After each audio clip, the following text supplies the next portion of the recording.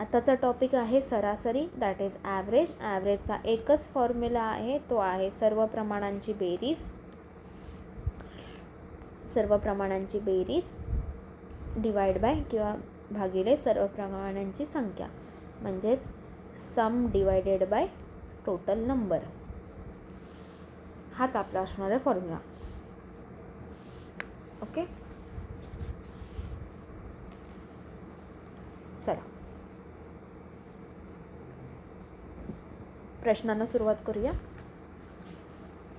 जर 8 विद्यार्थ्यांची गुणांची सरासरी 75 आहे, एका विद्यार्थ्याचे गुण 85 असतील, तर उर्वरित 7 विद्यार्थ्यांच्या गुणांची सरासरी काय असेल? बघा, आपल्याला काय माहिती आहे, सरासरी आपल्याला दिलेली आहे, म्हणजे आपल्याला ॲव्हरेज हा ऑलरेडी दिलेला आहे. ॲव्हरेज हा ऑलरेडी दिलेला आहे. सो काय आहे? 75 आहे. किती विद्यार्थ्यांचा? 8 विद्यार्थ्यांचा. ओके, जर मी 8 विद्यार्थ्यांना ह्या सरासरीने गुणलं तर मला काय मिळणार आहे? मला मिळणार आहे सगळ्यांची ॲडिशन, म्हणजे सम मिळणार आहे. कारण बघा, जर मला सांगितलं की 2 जणांचं ॲव्हरेज एज हे 10 वर्ष आहे. ओके, 2 जणांचं ॲव्हरेज एज हे 10 वर्ष आहे, म्हणजे काय? त्या दोघांचं वय मिळून काय असणार आहे? 20 वर्ष असणार आहे. आता त्यातल्या एखाद्या व्यक्तीचं वय कदाचित 8 असेल, एखाद्याचं 12 असेल, का नाहीतर दोघांचं वय समान असू शकतं, 10 आणि 10. पण ही सरासरी काय असते? तुम्ही जेव्हा त्या सरासरीला दिलेल्या संख्येसोबत गुणता, बघा, average is equal to, okay, average काय आहे? Average is equal to sum by total number. Okay, so ह्यांचं जेव्हा मल्टिप्लिकेशन होतं तेव्हा तुम्हाला काय मिळतं? सम मिळते. आणि जर तुम्हाला सम काढायची असेल तर काय करावं लागतं? ॲव्हरेज इंटू टोटल नंबर काढावं लागतं. Okay, average into total number काढावं लागतं. ओके, तशीच बघा, आपण काय केलं, ह्या ॲव्हरेजला टोटल दिलेल्या नंबरसोबत गुणलं की आपल्याला सम मिळाले 600. ओके, आता त्या 8 विद्यार्थ्यांना 600 गुण मिळालेले आहेत. आता कुणाला 75 आहेत, कुणाला 85 आहेत, कुणाला 90 असतील, कुणाला 60 असतील, कुणाला 50 असतील. त्या 8 विद्यार्थ्यांना किती गुण आहेत हे आपल्याला माहिती नाही, पण त्या सगळ्या 8 विद्यार्थ्यांना मिळून 600 गुण आहेत हे एवढं मात्र आपल्याला माहिती आहे. ओके, तर त्याने काय सांगितलं आहे, जर एका विद्यार्थ्याचे गुण 85 असतील, ह्या 600मधून 85 म्हणजे एका विद्यार्थ्याचे गुण आपण घालवूया. किती राहिले? 515 राहिले, बरोबर. ह्या 515मध्ये किती जण आहेत? आता 7 जण आहेत, कारण ह्या एकाला आपण काढून टाकली, बरोबर. 600मधून एकाला काढून टाकली, म्हणजे ह्या 515मध्ये किती जण आहेत? 7 जण आहेत. आता आपल्याला ह्यांचीच सरासरी काढायची आहे. ओके, उर्वरित 7 विद्यार्थ्यांच्या गुणांची सरासरी काय असेल हीच आपल्याला काढायची आहे. सो सरासरी आपण कसं काढतो? ॲव्हरेज समवरती लिहितो, जे आहे 515. किती जणांची काढायचे? 7 जणांची काढायचे. किती येतील? हे सगळं सॉल्व्ह केल्यानंतर तुम्हाला येतील 73.5714 समथिंग येईल, 73.5714 अराउंड येईल. सो ॲव्हरेज काय असणार आहे? 73.5714च्या दरम्यान असणार आहे. चला दुसरा प्रश्न करूया. 5 संख्यांची सरासरी 50 आहे. जर 6वी संख्या 60 असेल तर नवीन सरासरी काय होईल? बघा, पहिली काय दिलं आहे? सम काढून घेऊया आपण. ॲव्हरेज दिला आहे जो आहे 50. किती संख्यांचा आहे? 5 संख्यांचा आहे, म्हणजे किती येतील? ह्यांची सम किती असेल? 250. आता 5 संख्या ज्या कुठल्या आहेत त्या आपल्याला माहिती नाहीत, पण तेवढं माहिती आहे की त्या 5 संख्यांचा जो सम असणार आहे किंवा त्यांचा जो बेरीज असणार आहे ही 250 असणार आहे. मग त्या 5 ज्या संख्या आहेत त्या कदाचित कुठली संख्या 40 असेल, कुठली 60 असेल, कुठली 50 असेल, कुठली 60 असेल किंवा कुठली 70 असेल, हे आपल्याला माहिती नाही, पण आपल्याला 5 संख्या आहेत त्यांची बेरीज मात्र माहिती आहे, ती असणार आहे 250. त्याने काय सांगितले? हे 250मध्ये 5 तर आहेत. आता तुम्ही 6वी ॲड करा. 6वी किती संख्या आहे? 60 आहे, म्हणजे आता किती झाले? 310 झाले. ओके, आता काय सांगितले? नवीन सरासरी काढा. नवीन सरासरी कशी काढाल? 310. आता आधी 5 नंबर होते, पण 6वी वाढली ना, सो 6 नंबर आहे. ह्यांची सरासरी काय येईल? ओके, ह्यांची सरासरी ॲव्हरेज अपॉन येईल 51.66 समथिंग. ओके, काय येणार आहे? 51.66. तुम्ही हवं तर सॉल्व्ह करून चेक करा. ओके, चला नंतर बघा, एका वर्गातील 40 विद्यार्थ्यांच्या वयाची सरासरी 12 वर्षे आहे. एका नवीन विद्यार्थ्याचा समावेश झाल्यावरती सरासरी किती होते? 12.5 होते. तर नवीन विद्यार्थ्याचे वय किती आहे? बघा, जेव्हा 40 विद्यार्थी आहेत आणि त्यांच्या वयाची सरासरी किती असते? 12 असते. म्हणजे त्या 12 जणांच्या वयाची बेरीज किती असणार आहे? 480 असणार आहे, बरोबर. त्याच्यानंतर एक नवीन विद्यार्थी ॲड झाल्यावरती, म्हणजे जेव्हा 40 होते त्याच्यात एक विद्यार्थी झाला म्हणजे 41 झाले, त्यांची त्यानंतरची सरासरी किती येते? 12.5 होते. हे सॉल्व्ह केल्यावर किती येतं? 512.5. आता बघा, ह्या संख्येमध्ये किती जणांची बेरीज आहे? 40 जणांची बेरीज आहे. ह्या संख्येमध्ये किती जणांची बेरीज आहे? 41 जणांची बेरीज आहे. जर मी या 512.5 मधनं 480 घालवले, ओके, तर मला फक्त एका विद्यार्थ्याचं वय भेटेल, बरोबर. आणि तो विद्यार्थी कोण असणार आहे? नवीन ॲड झालेला असणार आहे, बरोबर. त्या म्हणजेच काय, तर नवीन विद्यार्थ्याचं वय किती असणार आहे? 32.5 वर्ष. ओके, तसं आपण नंतरचा प्रश्न करूया. 6 कामगारांनी 5 दिवसात 240 तास काम केलं. किती केलं? 6 कामगारांनी 5 दिवसात 240 तास काम केलं. तर सरासरी एका कामगाराने एका दिवशी किती तास काम केलं हे शोधायचं आहे. ओके, तर एका दिवसात किती काम केलं हे शोधायचं आहे. बघा, 240 तास, ओके, ॲव्हरेज काढून घेऊया. ॲव्हरेज काय येणार आहे? 240 तास काम झालं आहे. किती दिवसात? किती जणांनी केलं आहे? 6 जणांनी केलं आहे. 240 तास किती जणांनी केलं आहे? 6 जणांनी केलं आहे. ओके, म्हणजे किती झालं काम? ॲव्हरेज किती झाला? 40 तासाचं काम झालेलं आहे. 40 तासाचं काम झालेलं आहे. ओके, 40 तासांचं काम झालेलं आहे. पण त्यांनी काय सांगितलं आहे की एका कामगाराने एका दिवशी किती काम केलं आहे? ओके, एका दिवशी किती काम केले? तर 40 तास. ओके, सरासरी किती? 5 दिवसाची काढावी लागेल. ओके, 5 दिवसात डिवाइड बाय जर मी 5 केलं तर मला एका दिवसाचं काम भेटेल ना. डिवाइड बाय 5 दिवस केलं तर मला एका दिवसाचं काम भेटेल. ओके, सो बघा, ह्या 240 तास काम झालं आहे. किती कामगारांनी केलं आहे? 6 कामगारांनी केलं आहे. म्हणजे सरासरी किती तास काम झालं आहे? तर 40 तास काम झालं आहे. ओके, पण त्यांनी काय सांगितलं आहे, आम्हाला तर फक्त एकाच दिवसात किती तास काम झालं आहे हे पाहिजे. तर 40 तास काम झालं आहे 5 दिवसात, तर आपल्याला एका दिवसात किती भेटेल? 40 तास डिवाइड बाय 5 किती भेटेल? 8 तास. सो एका दिवसात किती काम झालं आहे? 8 तास काम झालं आहे. ओके, चला, एका कंपनीतील 5 शाखांमधील कर्मचाऱ्यांची संख्या अनुक्रमे 120, 150, 200, 180 आणि 170 आहे. या सर्व शाखांमधील कर्मचाऱ्यांच्या सरासरी संख्या किती आहे? ओके, सरासरी काढतात कशी? बेरीज करतात. सो हे सगळे बेरीज करा.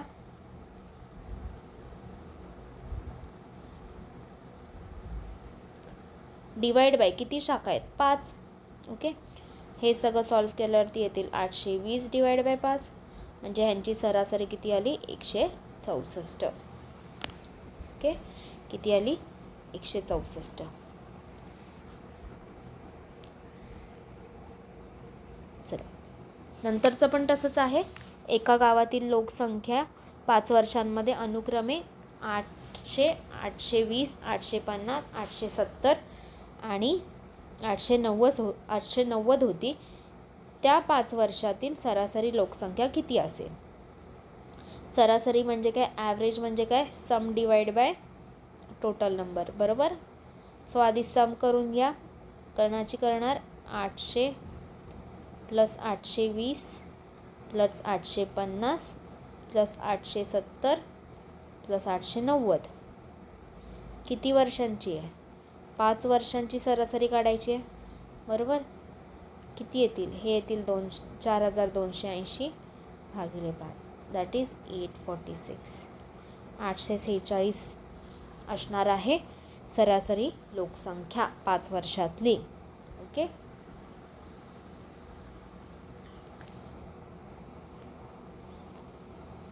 चला नंतरचं आहे 3 संख्यांची सरासरी 27 आहे.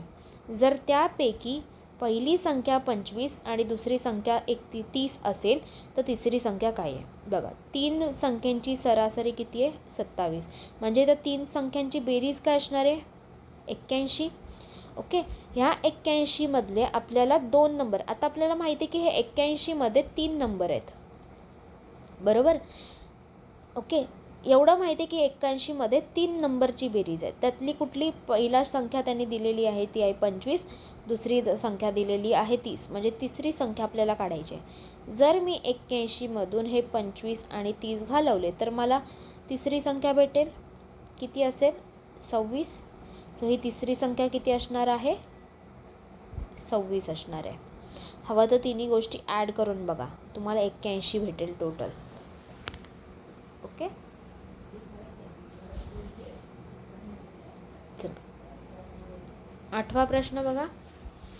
एका संघाने 6 सामन्यांमध्ये अनुक्रमे 120, 150, 100, 130, 140 आणि 110 धावा केल्या, तर संघाने केलेल्या सरासरी धावा किती आहेत? आता अरेंज करा बघा. 100, 110, 120 पण आहे, 130 आहे, 140 आहे आणि 150 पण आहे. एकदा लक्षात घ्या. ओके, ॲव्हरेज हा मीन असतो. ॲव्हरेज काय असतो? मीन असतो. जर तुमच्या संख्या आहेत आणि जर दिलेल्या संख्या आहेत आणि त्या दिलेल्या संख्यांमध्ये इक्वल गॅप असेल, काय असेल? इक्वल गॅप असेल, तर तुम्ही काय करायचं? मध्य काढायचा ह्या नंबरचा. ओके, काय काढायचा? मध्य काढायचा नंबरचा. ओके, म्हणजे मला 120 आणि 130चा मध्य काढावा लागेल, जो आहे 125, आणि हीच असणार आहे आपली सरासरी. हीच असणार आहे आपली सरासरी. फॉर एक्झाम्पल तुम्हाला दाखवते.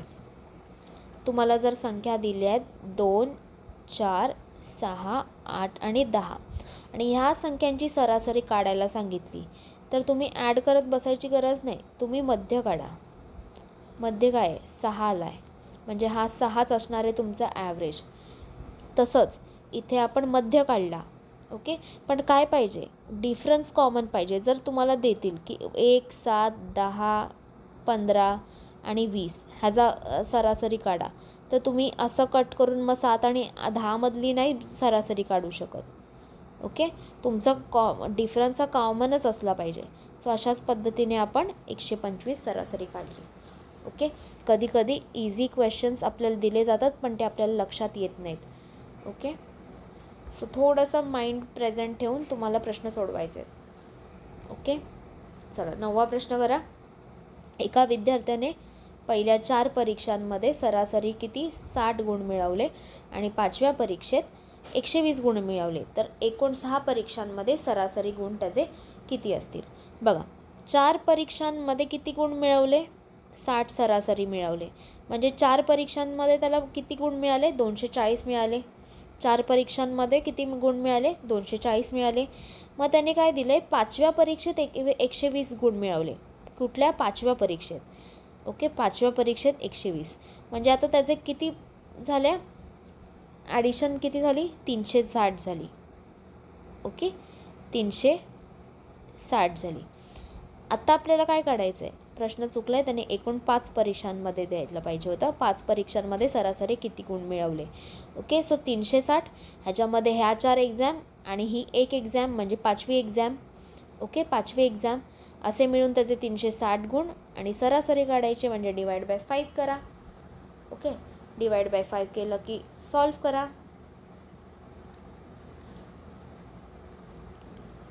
त्याने 72 गुण. सो त्याने सरासरी किती गुण मिळवले? 72 गुण मिळवले आहेत. ओके, तसंच 10वा प्रश्न करूया.